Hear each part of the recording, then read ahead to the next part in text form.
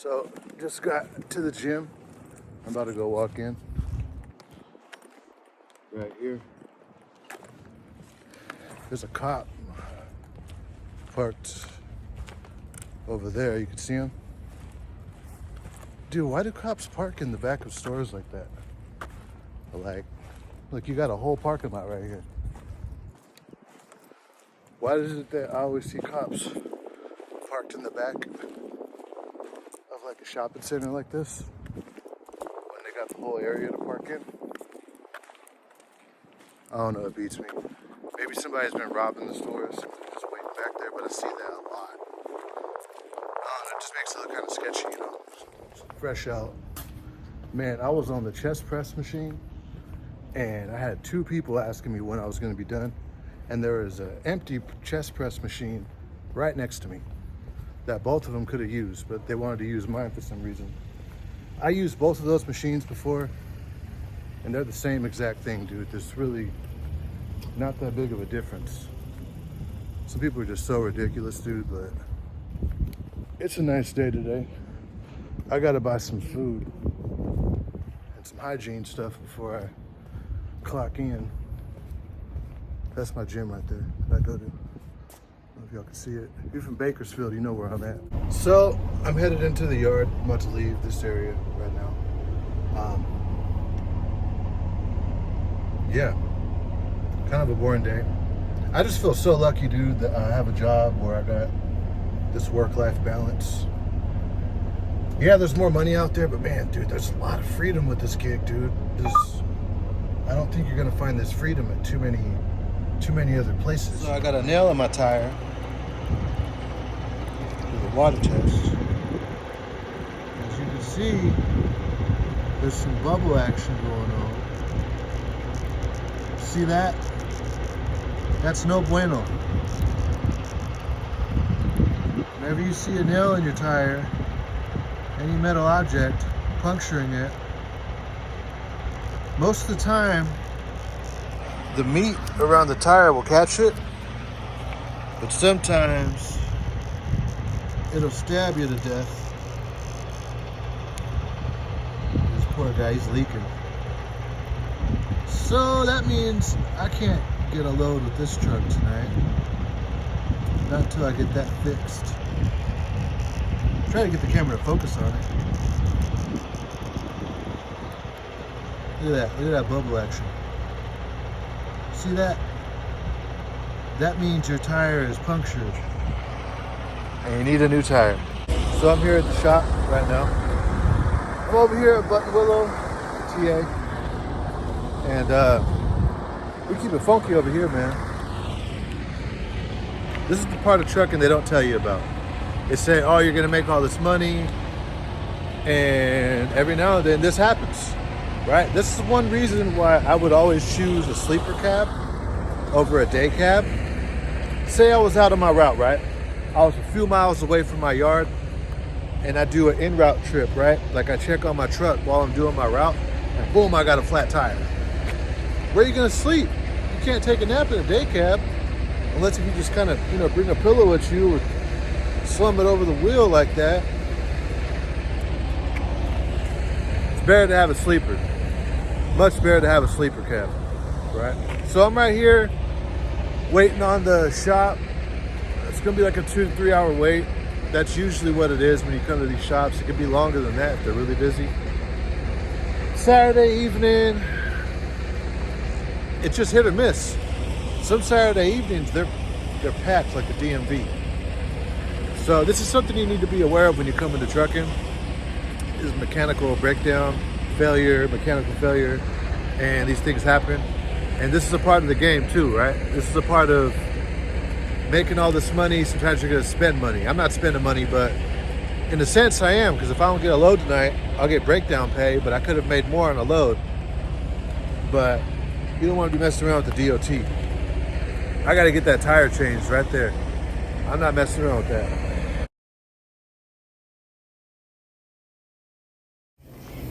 So, always running into stuff. I'm in the truck stop. It ain't nothing going on right now. I'm still waiting on my truck. I'm still waiting to get into the shop so my truck can get fixed. My tire can get swapped. So it's a wrap for tonight, man. I got some Taco Bell. There ain't nothing going on tonight, man. This, unfortunately, is another side of trucking that people don't talk about.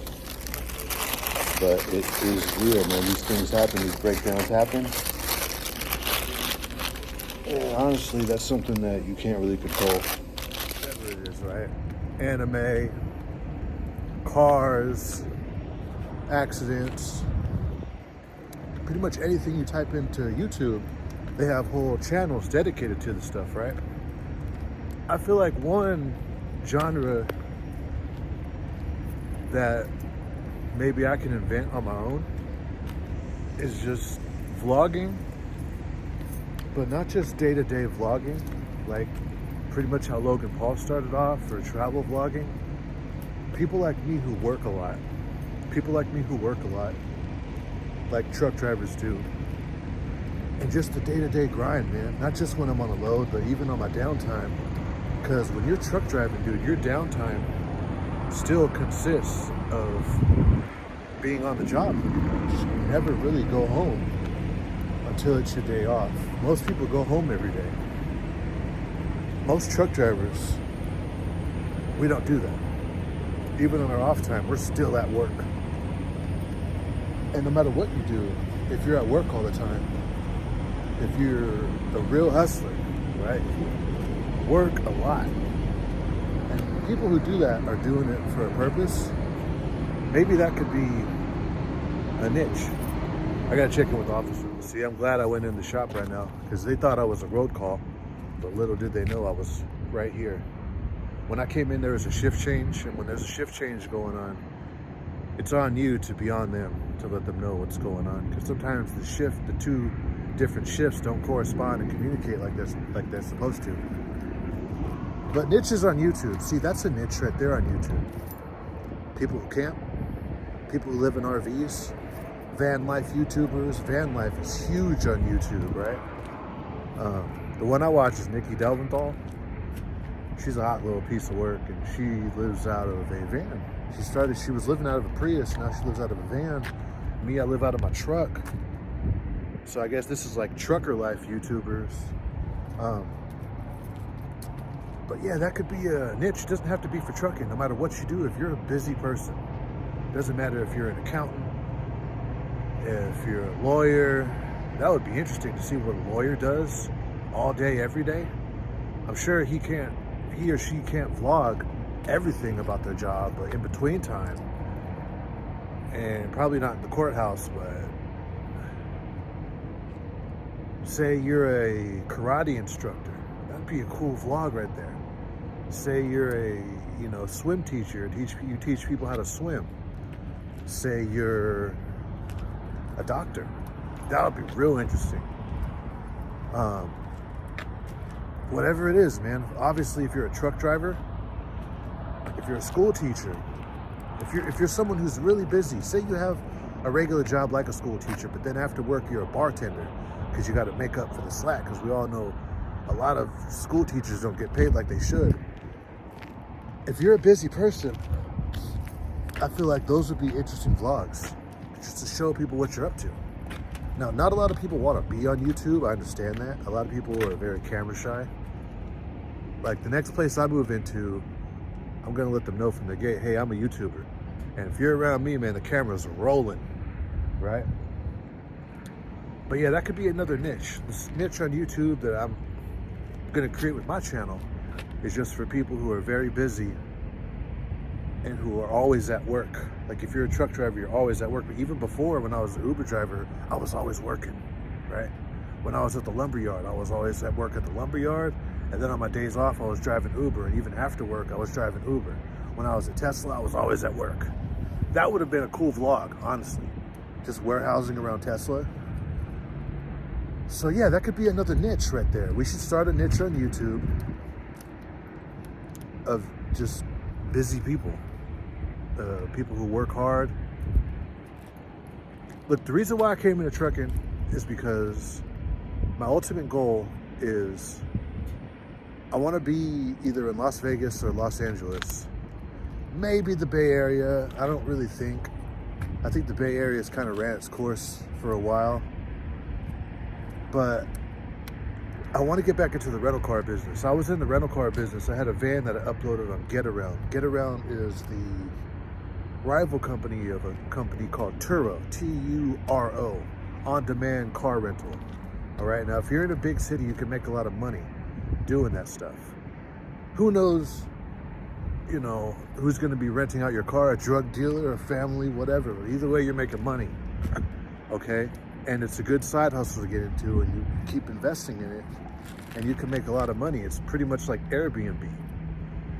And it'd be cool to get into that too, along with having a full-time job where it's more local, where I'm home 3 to 4 days out of the week. That's what I want to get into. I want to start investing my money heavy and to make multiple sources of income to essentially get rich. And trucking has allowed me to position myself where I need to be. I paid off just under $18,000 worth of debt from the summer of last year of 2022. In June, I started off paying off debt, just throwing thousands of dollars of debt. So now I'm fully paid off. I'm debt free now, right? And my credit score has turned around, and that's something that you need if you're gonna get into business.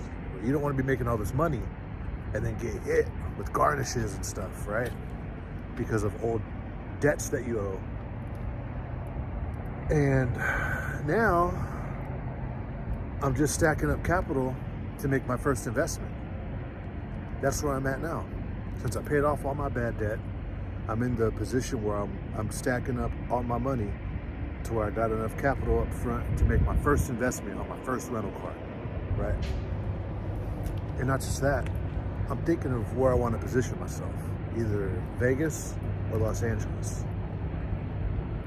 And when I do that, I'm gonna be really busy. You think I'm busy now? I'm gonna be even busier. Even on my days off, I'm gonna be running around like a madman until my business gets so big that I'm gonna have to hire some help. I wanna vlog the whole thing. That's what I'm talking about.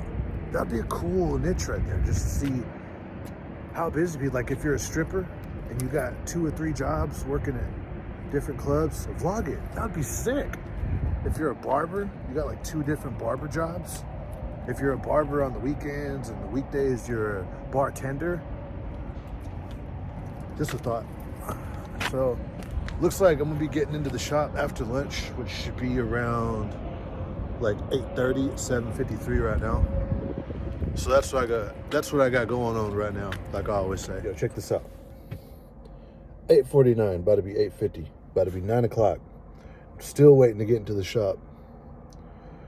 So I finally got in the shop around 9. What time is it right now?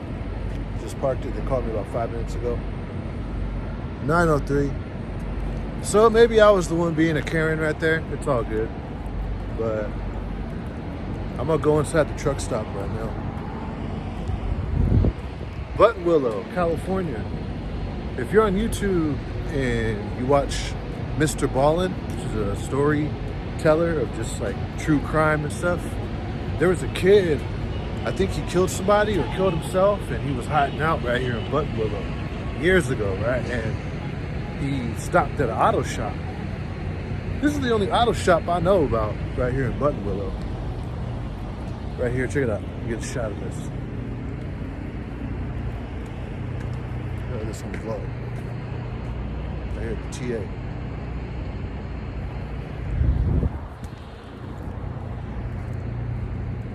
We'll go inside. So, here's the new tire they put on. Doesn't look new, it actually looks used. Has good thread on it.